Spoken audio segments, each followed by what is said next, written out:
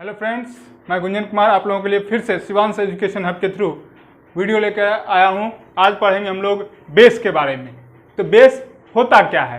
एक बेस तो होता है वो मैथमेटिक्स वाला, और एक बेस केमिस्ट्री में भी। केमिस्ट्री का जो बेस है वो क्या होता है कि a base is either metallic oxide और मेटेलिक हाइड्रोक्साइड और aqueous ammonia which react with hydronium ions of an acid to form salt and water only।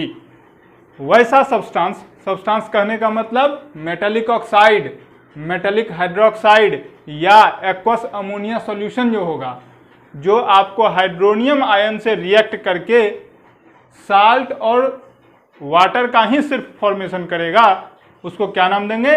Base का नाम देंगे। याद रखने वाली बात है कि मेटल ऑक्साइड, मेटल हाइड्रोक्साइड या एक्वस अमोनिया सॉल्यूशन है आपके पास, वो हाइड्रोनियम आयन से रिएक्ट करके सिर्फ और सिर्फ साल्ट एंड वाटर का फॉर्मेशन करेगा, तभी उसको आप बेस कह सकते हैं। अब बात करते हैं बेसिक ऑक्साइड्स की। यहाँ मैंने लिखा मेटेलिक ऑक्साइड और यहाँ मैंने लिख दिया है बेसिक ऑक्साइड, कंफ्यूजन में नहीं आना है। Metal oxide generally called basic oxides. अब यहाँ क्या कहा कि a basic oxide is a metallic oxide। A basic oxide is a metallic oxide which contains the ions O2 minus and react with an acid to form a salt and water only। फिर यहाँ बात आई क्या कि basic oxide यानी कि metallic oxide की बात कहा गया, जो कि कंटेन करता है O2 माइनस आयन यानी कि ऑक्सीजन आयन की बात करता है, ऑक्साइड आयन की बात करता है, रिएक्ट करेगा एसिड के साथ में। किसके साथ में? एसिड के साथ में। तो क्या बनाएगा? साल्ट और सिर्फ वाटर। इसके अलावा यदि कोई तीसरा प्रोडक्ट बना तो ध्यान रखने वाली बात है कि वो metallic oxide basic in nature नहीं होगा। इसलिए मैंने यहाँ आपको एक एग्जाम्पल दिया है। लेड ऑक्साइड को जब आप HCl के साथ रिएक्ट करवाते हो तो क्या है कि PbCl2 यानी कि लेड क्लोराइड का फॉर्मेशन होता है, क्लोरीन का फॉर्मेशन होता है और वाटर का फॉर्मेशन होता है। और अभी मैंने यहाँ लिखा salt and water only. Salt तो बना, वाटर भी बना, लेकिन क्लोरीन भी मिल गया, इसीलिए आपका ये जो है बेसिक ऑक्साइड में नहीं काउंट होता है। क्लियर है? अब बात करेंगे बेसिक हाइड्रोक्साइड की। क्या कहा? It is a metallic hydroxide. ये क्या है? मेटेलिक हाइड्रोक्साइड है विच कंटेन्स OH माइनस, जिसमें कि OH माइनस होता है, and will react with an acid, जो एसिड के साथ रिएक्ट करेगा to give salt and water. क्या है कि मेटेलिक हाइड्रोक्साइड है, उसमें क्या होगा? OH माइनस आयन होगा, जो आपको एसिड से, यानी कि एसिड कहने का मतलब हाइड्रोनियम आयन के वजह से साल्ट और वाटर का फॉर्मेशन करवाएगा। और जब साल्ट और वाटर का फॉर्मेशन किया, यहाँ भी ओनली वर्ड लगा हुआ है, ये ध्यान रखने वाली बात है। अब सोडियम हाइड्रोक्साइड को आप HCl के साथ रिएक्ट करवाओगे, पढ़ते आए हो आप, when acid reacts with base then salt and water is form. वही बात है, बेस रिएक्ट किया एसिड के साथ तो साल्ट और वाटर का फॉर्मेशन हुआ। ठीक है? अब आपको जो पढ़ना है वो वैसे बेस के बारे में पढ़ना है जो वाटर सोल्यूबल होता है। और आपको बता दें कि वाटर सोल्यूबल बेस को ही हम लोग नाम देते हैं अल्कली। यहां लिखा है मैंने अल्कली के बारे में, an alkali is a basic hydroxide. Alkali क्या है? एक बेसिक हाइड्रोक्साइड है which when dissolve in water, जब आप इसको वाटर में डिजोल्व करते हो तो क्या कहता है? Produce hydroxyl ion as the only negatively charge ion.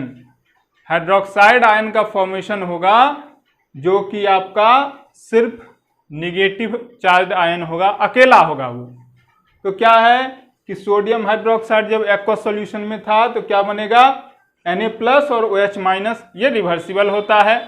अब बात करते हैं, तो आपके मन में ये सवाल उठता होगा कि क्या सारा अल्कली बेस है? तो yes, all alkalis are base but all bases are not alkali. क्यों? क्योंकि कुछ बेस ऐसे भी होते हैं जो वाटर में सोल्यूबल नहीं होता है। इसीलिए लिखा कि all alkalis are bases but all bases are not alkalis. अब बात कर लें सोडियम हाइड्रोक्साइड जिसे हम लोग कॉस्टिक सोडा कहेंगे, पोटेशियम हाइड्रोक्साइड जिसको हम लोग कॉस्टिक पोटास कहते हैं, कैल्शियम हाइड्रोक्साइड जिसे हम लोग स्लग्ड लाइम कहते हैं। अक्सर हाँ लोग गड़बड़ाते हैं क्योंकि लाइम से क्विक लाइम स्लग्ड लाइम दोनों होता है, तो ये स्लग्ड लाइम है कैल्शियम हाइड्रोक्साइड CaOH2। अब बात करेंगे अमोनियम हाइड्रोक्साइड, ये सारे क्या होते हैं वाटर सोल्यूबल होते हैं, इसीलिए इन्हें नाम देते हैं हम लोग अल्कलीज। और क्लास 10th में हम लोगों को जो पढ़ना है वो अल्कलीज के बारे में ही पढ़ना है, इसीलिए क्या है कि हम लोग इसी के बारे में ज्यादा देखते हैं। आपके बुक्स में जो एग्जाम्पल्स दिए होते हैं वो इन्हीं चारों से रिलेटेड एग्जाम्पल्स होते हैं जनरली। क्यों? क्योंकि आपको जो पढ़ना है वो अल्कली के बारे में पढ़ना है।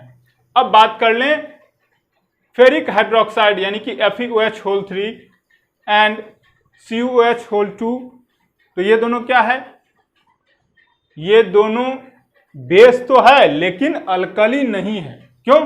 क्योंकि ये वाटर सोल्यूबल नहीं होता है। अब CuOH2 को क्या कहते हैं, क्यूपरिक हाइड्रोक्साइड, ये फेरिक हाइड्रोक्साइड। तो फेरिक हाइड्रोक्साइड हो या क्यूपरिक हाइड्रोक्साइड हो, बेस तो है लेकिन अल्कली नहीं होगा। अब बात करते हैं क्लासिफिकेशन ऑफ बेस के बारे में। तो पहला क्या है कि on the basis of their strength, इसके स्ट्रेंथ के बेसिस पर। स्ट्रेंथ कहने का क्या मतलब, स्ट्रेंथ कहने का मतलब है कि इसमें कितना अमाउंट में हाइड्रोक्साइड आयन होगा, इसकी बात होती है। तो क्या लिखा, अब इसमें स्ट्रॉन्ग बेस की बात करते हैं। स्ट्रॉन्ग एसिड हम लोगों ने देखा था, क्या बोला था, वैसा एसिड जिसमें कि ये H3O प्लस ज्यादा अमाउंट में होगा, उसको क्या नाम देंगे, हाइड्रोक्साइड, स्ट्रॉन्ग एसिड। अब आपका क्या है, स्ट्रॉन्ग बेस। सिंपल सी बात है, उसी का रिवर्स होगा।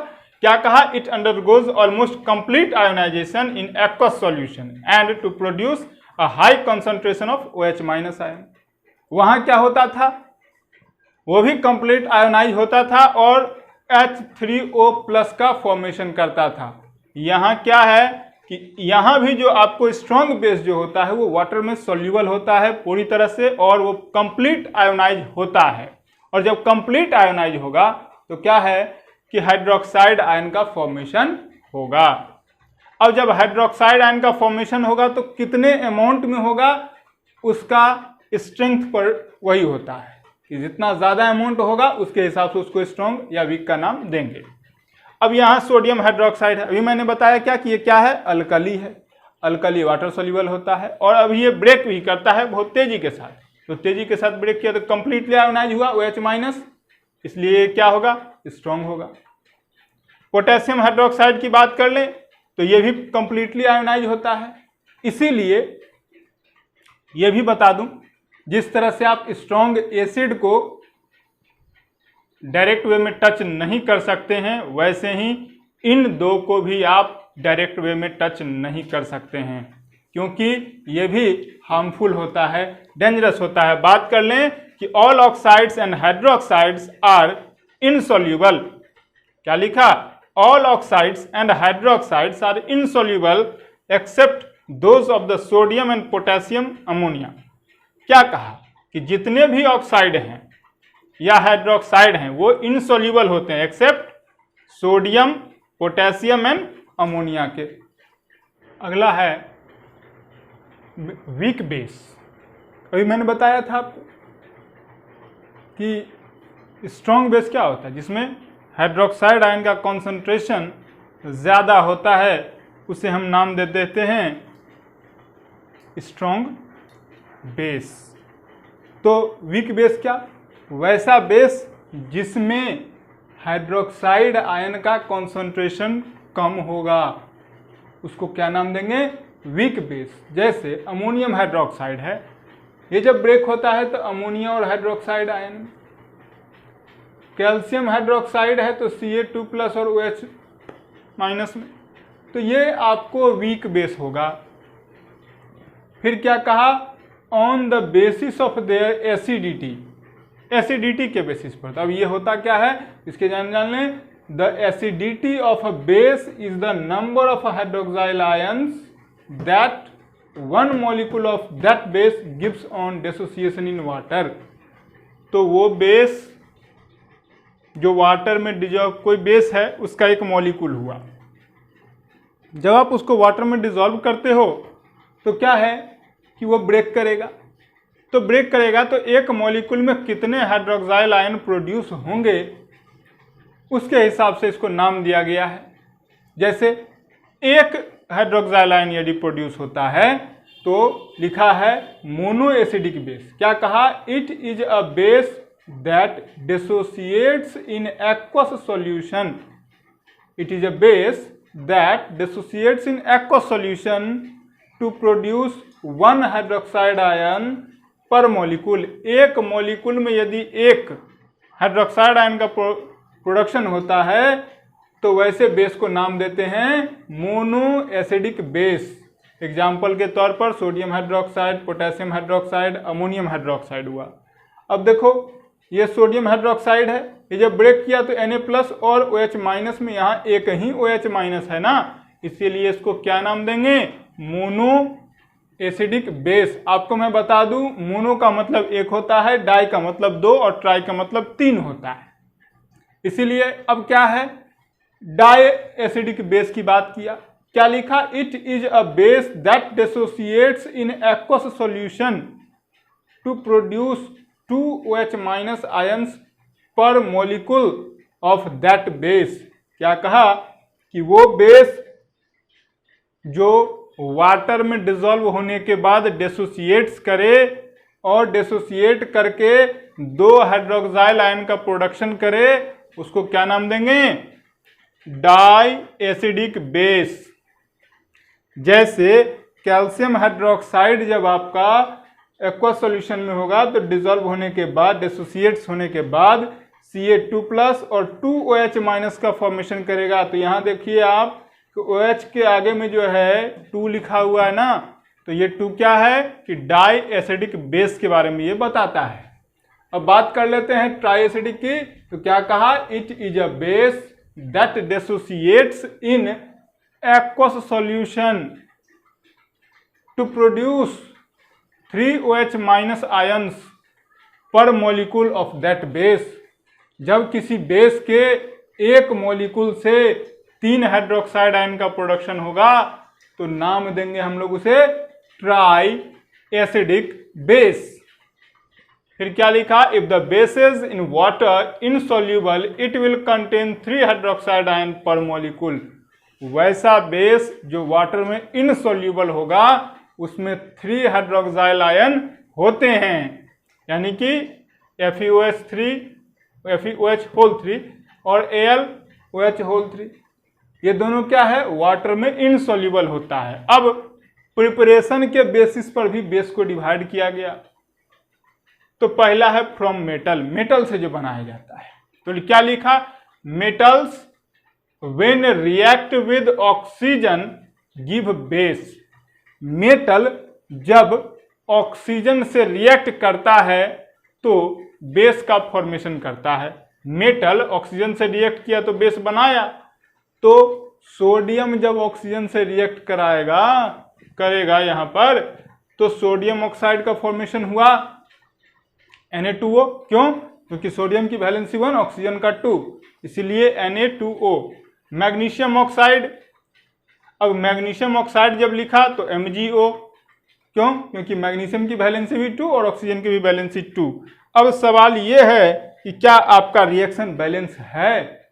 तो नहीं, करना पड़ेगा। क्या करेंगे? यहाँ 2 है, अब यहाँ यदि आप 2 लगाते हो तो ऑक्सीजन बैलेंस, तो यहाँ आपको 4 लिखना होगा। अब यहाँ 2 है, यहाँ 1 है, तब तो यहाँ 2 लिखिए और यहाँ भी 2 लिखिए, तब ये हुआ बैलेंस। अब by the action of water on reactive metals, reactive metals जो हैं उनसे जब आप वाटर के साथ में रिएक्शन करवाओगे तो आपको बेस यानी कि अल्कली और हाइड्रोजन का फॉर्मेशन होता है। सोडियम को आप वाटर से करवाओ तो सोडियम हाइड्रोक्साइड मिला और हाइड्रोजन गैस रिलीज हुआ। पोटेशियम को आप वाटर से कराओ तो पोटेशियम हाइड्रोक्साइड मिला, हाइड्रोजन रिलीज हुआ। कैल्शियम को वाटर से करवाओ तो क्या मिलेगा? कैल्शियम हाइड्रोक्साइड और हाइड्रोजन गैस। अब इसी तरीके से यदि आप वाटर के साथ में ही करवाओगे, मैं आपको दिखा रहा हूं,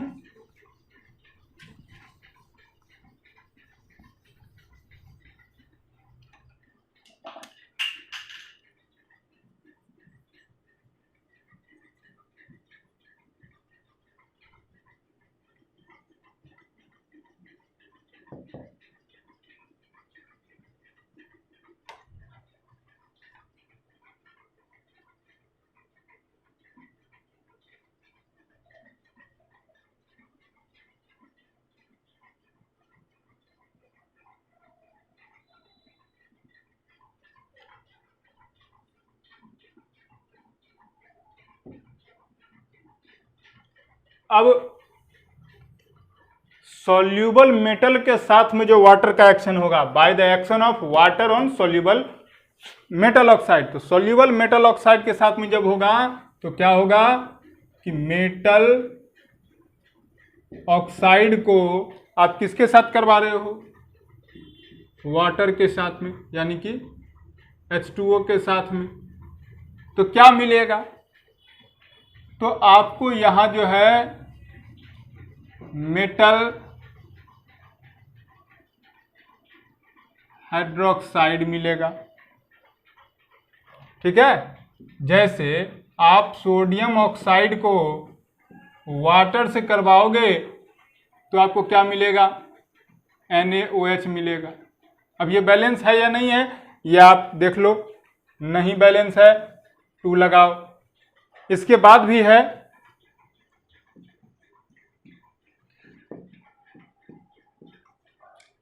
अब पोटेशियम ऑक्साइड को वाटर के साथ करवाओगे तो आपको पोटेशियम हाइड्रोक्साइड मिला। कैल्शियम ऑक्साइड को वाटर के साथ करवाओगे तो कैल्शियम हाइड्रोक्साइड का फॉर्मेशन हुआ। अब यहां से आपका ये चीज क्लियर है कि मेटल ऑक्साइड को जब आप वाटर से करवाते हो तो मेटल हाइड्रोक्साइड का फॉर्मेशन होगा। तो सोडियम ऑक्साइड है, वाटर के साथ करवाए तो सोडियम हाइड्रोक्साइड मिला। पोटेशियम ऑक्साइड था वाटर के साथ तो पोटेशियम हाइड्रोक्साइड, कैल्शियम ऑक्साइड को वाटर के साथ तो कैल्शियम हाइड्रोक्साइड का फॉर्मेशन हुआ। अब है 4th नंबर में आप करोगे तो bye double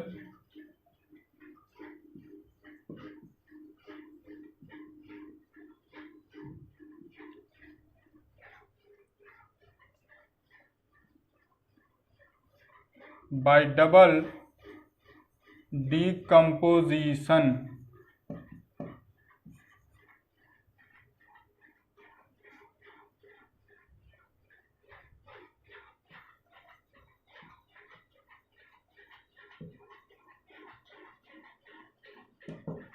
aqueous solution of salts with a base, it means alkali,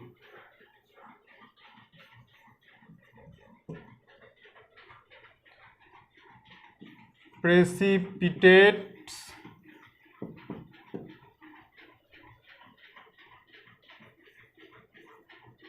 the respective metallic hydroxide. अब यहां क्या है कि ये क्या बनाएगा? साल्ट सॉल्यूशन को आप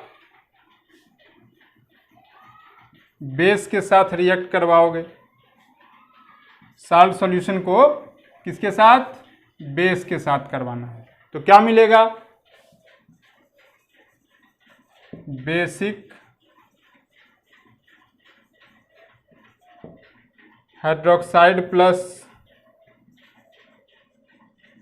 नॉर्मल साल्ट्स, नॉर्मल साल्ट कर देते हैं। अब एग्जाम्पल किसका लें, तो क्या है कि FeCl3 ये साल्ट सॉल्यूशन के फॉर्म में, एक्वस फॉर्म में होगा, और इसके साथ में यदि आप 3 मॉलिक्यूल ऑफ सोडियम हाइड्रोक्साइड लेते हो तो आपको ये बन जाएगा FeOH whole thrice plus 3 molecule of NaCl। इसी तरीके से जब आप कॉपर सल्फेट लेते हो, कॉपर सल्फेट भी क्या आपका साल्ट सॉल्यूशन के फॉर्म में होगा, एक्वस फॉर्म में होगा, इसको भी आप सोडियम हाइड्रोक्साइड के साथ करवाओ तो ये क्या हो जाएगा, कॉपर हाइड्रोक्साइड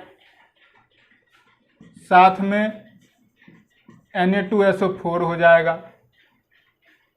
यहां तक क्लियर। अब एक और ले लेते हैं, जैसे एल्युमिनियम क्लोराइड ले लिए, तो एल्युमिनियम क्लोराइड को आप अमोनियम हाइड्रोक्साइड से करवा दो, क्या मिलेगा, एल्युमिनियम हाइड्रोक्साइड मिलेगा और अमोनियम क्लोराइड का फॉर्मेशन होगा। नीचे के दो रिएक्शन बैलेंस नहीं है, करेंगे क्या करना होगा, यहाँ 2 लगाना होगा क्योंकि यहाँ 2 था, बाकी बैलेंस हो गया। यहाँ क्या है कि 3 लगाना होगा तो बैलेंस हुआ, तो यहाँ भी आपको 3 लगाना पड़ेगा। इस तरह से ये आपका बैलेंस हुआ। चलिए अब बात करते हैं हम लोग ये by the action of oxygen on metal sulphides के बारे में। तो मेटेलिक सल्फाइड जब ऑक्सीजन के साथ हीट के प्रेजेंस में रिएक्शन करता है तो मेटेलिक ऑक्साइड और सल्फर डाइऑक्साइड का फॉर्मेशन करता है। क्या करता है, metallic sulphide reacts with oxygen in the presence of heat, then metallic oxide and sulphur dioxide is formed. क्या है कि जिंक सल्फाइड है, ऑक्सीजन के साथ रिएक्ट किया तो जिंक ऑक्साइड और सल्फर डाइऑक्साइड। लेड सल्फाइड है, ऑक्सीजन के साथ रिएक्ट किया तो लेड ऑक्साइड और सल्फर डाइऑक्साइड। अब by the decomposition of salts के बारे में बात करते हैं। तो मेटेलिक कार्बोनेट यानी कि ये साल्ट है, जब इसको हीट के प्रेजेंस में ब्रेक करवाते हैं तो ये बेसिक ऑक्साइड और कार्बन डाइऑक्साइड में ब्रेक करता है। तो कैल्शियम कार्बोनेट है, इसको जब आप हीट करोगे तो आपको ये कैल्शियम ऑक्साइड और कार्बन डाइऑक्साइड में ब्रेक करेगा। अब ये कॉपर क्लोराइड है, इसको आप हीट करोगे तो कॉपर ऑक्साइड और कार्बन डाइऑक्साइड में ब्रेक करेगा। मेटल, अब दूसरा पार्ट क्या है कि मेटल नाइट्रेट यदि है, मेटल नाइट्रेट को जब आप हीट करते हो तो ये बेसिक ऑक्साइड और नाइट्रोजन डाइऑक्साइड और ऑक्सीजन में ब्रेक करता है। किसमें, metal nitrate in the presence of heat it breaks into 3 parts. First part is basic oxide, second is nitrogen dioxide and third is oxygen. तो यहाँ कैल्शियम नाइट्रेट को जब आप हीट कर रहे हो तो कैल्शियम ऑक्साइड मिला, नाइट्रोजन डाइऑक्साइड मिला और साथ में ऑक्सीजन मिला। जिंक नाइट्रेट को जब आप हीट करोगे तो आपको जिंक ऑक्साइड, नाइट्रोजन डाइऑक्साइड और ऑक्सीजन मिला। Soluble sodium hydroxide is prepared by the heating of sodium carbonate with slacked lime। क्या कहा कि यदि आपको सोडियम हाइड्रोक्साइड जो सॉल्यूबल है उसे बनाना है तो आपको सोडियम कार्बोनेट और स्लैग्ड लाइम को साथ में डाल करके हीट करना होगा। और जब आप हीट करोगे तो आपको क्या मिलेगा, सोडियम हाइड्रोक्साइड, सोडियम कार्बोनेट को आपने क्या किया, कैल्शियम हाइड्रोक्साइड में के साथ में हीट किया। सोडियम कार्बोनेट को कैल्शियम हाइड्रोक्साइड के साथ में जब हीट किया आपने तो क्या मिला, सोडियम हाइड्रोक्साइड और कैल्शियम कार्बोनेट। उसी तरीके से जब आप अमोनिया को वाटर के प्रेजेंस में हीट करोगे तो आपको अमोनियम हाइड्रोक्साइड मिलेगा। अब हम लोग बात कर लेते हैं फिजिकल प्रॉपर्टीज ऑफ अल्कलीज या बेस के बारे में। पहला पार्ट है इसका फिजिकल प्रॉपर्टी के बारे में देख लेते हैं। तो पहला ही पार्ट है इसका क्या, they have a sharp and bitter taste. बहुत ही कड़वा होता है। नीम यदि आप लो मुंह में नीम का पत्ता, तो वो जो स्वाद होता है, या साबुन यदि मुंह में चला जाए तो उसका जो स्वाद होता है वही स्वाद है ये साबुन का, सॉरी आपका बेस का। फिर क्या कहता है, दे change the colour of indicators, ये इंडिकेटर के कलर को चेंज कर देता है। तो लिटमस है, लिटमस जो है रेड कलर का यदि होगा और बेस के कांटेक्ट में आएगा तो वो ब्लू कलर का हो जाता है। मिथाइल ऑरेंज की बात कर लें, नाम है इसका ऑरेंज में लगा हुआ है, मिथाइल ऑरेंज। तो क्या है कि ये ऑरेंज से येलो में बदल जाएगा। फिनॉल पैथेलिन कलरलेस होता है, याद रखने वाली बात है। जब इसको आप बेस के कांटेक्ट में लाते हो तो ये पिंक कलर का हो जाता है। अब बात कर लेते हैं इसका, दे आर सोपी सब्सटेंसेस। कहने का मतलब जैसे आप साबुन को जब छूते हो तो उसमें एक फिसलन टाइप का आता है, होता है, फिसलता है हाथ उस पर। तो क्या है कि ये सोपी जितनी भी बेस हैं उसको यदि आप हाथ में लोगे तो फिसलेगा हाथ आपका, इसलिए सोपी सब्सटेंस है। ये बहुत ही बढ़िया यानी कि स्ट्रॉन्ग इलेक्ट्रोलाइट्स होते हैं। जब आप वाटर में इसको डिसॉल्व करोगे तो और उससे इलेक्ट्रिसिटी पास करवाना चाहोगे बहुत बढ़िया से होगा। फिर क्या कहा, दे have a mild corrosive action on skin. जिस तरह से आपका एसिड जो है वो कोरोसिव एक्शन रखता था हीट स्किन के ऊपर अपने, उसी तरीके से बेस भी जो है, अल्कली भी जो है वो कोरोसिव नेचर रखता है। इसीलिए एसिड या बेस कुछ भी होता है, लैब में यदि हम लोग वर्क कर रहे होते हैं तो ग्लव्स का ज़रूरत होता है। बात अलग है, हम लोग यूज़ नहीं करते हैं।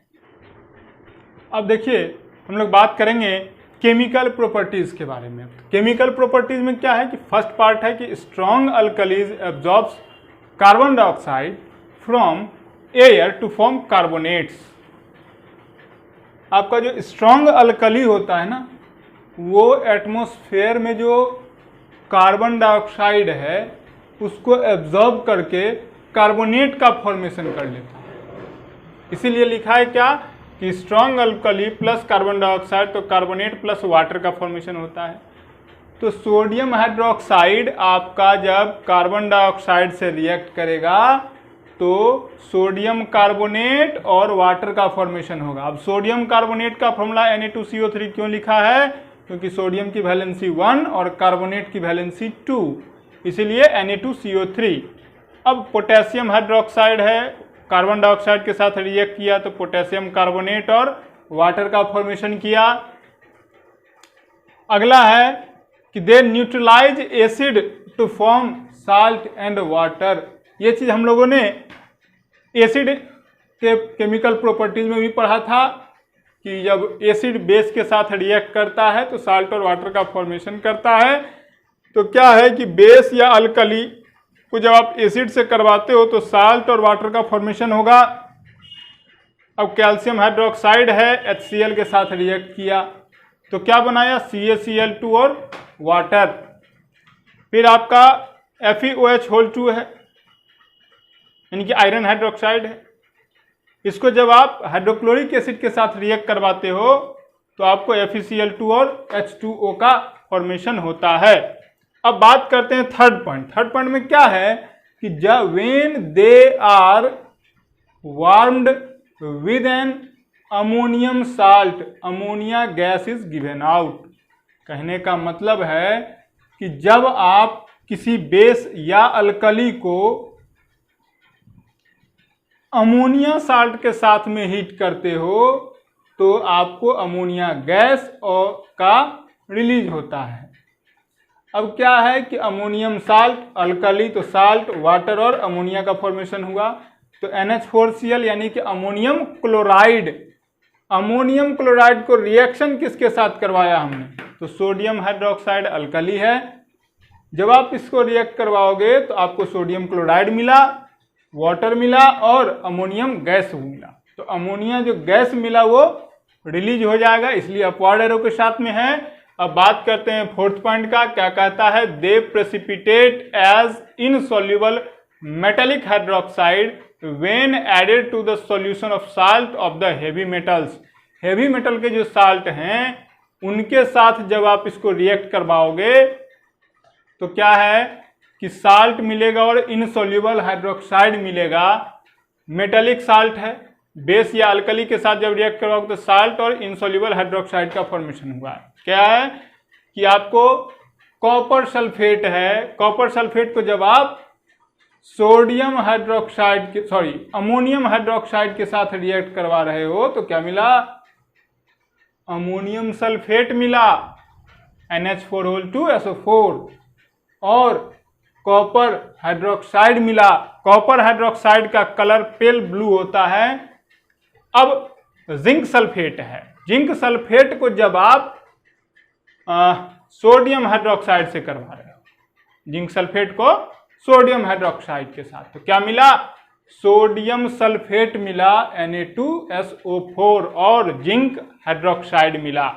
जिंक हाइड्रोक्साइड का कलर जेलेटिनस व्हाइट होता है, जेलेटिन के जैसा व्हाइट कलर का हो जाता है। याद रखने वाली बात है। FeSO4 है, यानी कि आयरन सल्फेट की बात किया, सोडियम हाइड्रोक्साइड के साथ रिएक्ट करवाएंगे तो सोडियम सल्फेट और आयरन हाइड्रोक्साइड का फॉर्मेशन हुआ। ये डर्टी ग्रीन होता है, बहुत ही मटमैला टाइप का ग्रीन होता है। लास्ट है कि insoluble bases do not affect the indicators. जितने भी इनसॉल्युबल बेस हैं वो आपको इंडिकेटर पर कोई इफेक्ट नहीं डालते हैं। तो इस तरह से है क्या कि आपका केमिकल प्रॉपर्टीज ऑफ बेस भी खत्म होता है। कुछ यूजेज हैं जो हम लोग अब देखेंगे। अब देखिए हम लोग बात करेंगे general usages of some bases. Base की बात करें तो सोडियम हाइड्रोक्साइड सबसे पहले मन में आता है। तो कहाँ यूज है, सोप बनाने में, यानी कि साबुन बनाने में। पोटेशियम हाइड्रोक्साइड की बात करें, इसका क्या यूज है, तो इसका भी यूज आपको सोप बनाने में होता है, साल्ट बनाने में होता है और बैटरी में भी इसका यूज किया जाता है। कैल्शियम हाइड्रोक्साइड की बात करें तो इसका यूज कहाँ, ब्लीचिंग पाउडर बनाने के काम में आता है, हार्ड वाटर को सॉफ्ट करने के काम में आता है। मैग्नीशियम हाइड्रोक्साइड की बात करें तो ये एंटी एसिड के रूप में काम आता है। जब एसिडिटी बढ़ जाता है तो आपको जो वो लिक्विड दिया जाता है वो मिल्क ऑफ मैग्नीशियम यानी कि मैग्नीशियम हाइड्रोक्साइड होता है। एल्युमिनियम हाइड्रोक्साइड की बात करें, ये फोमिंग एजेंट के रूप में काम आता है फायर एक्सटिंग्विशर में। फायर एक्सटिंग्विशर यानी कि आग बुझाने वाला जो अग्निशामक यंत्र होता है उसमें जो फोम बनता है वो एल्युमिनियम हाइड्रोक्साइड के वजह से ही आता है। अब कैल्शियम ऑक्साइड की बात करें तो ये ड्राइंग एजेंट के रूप में काम आता है।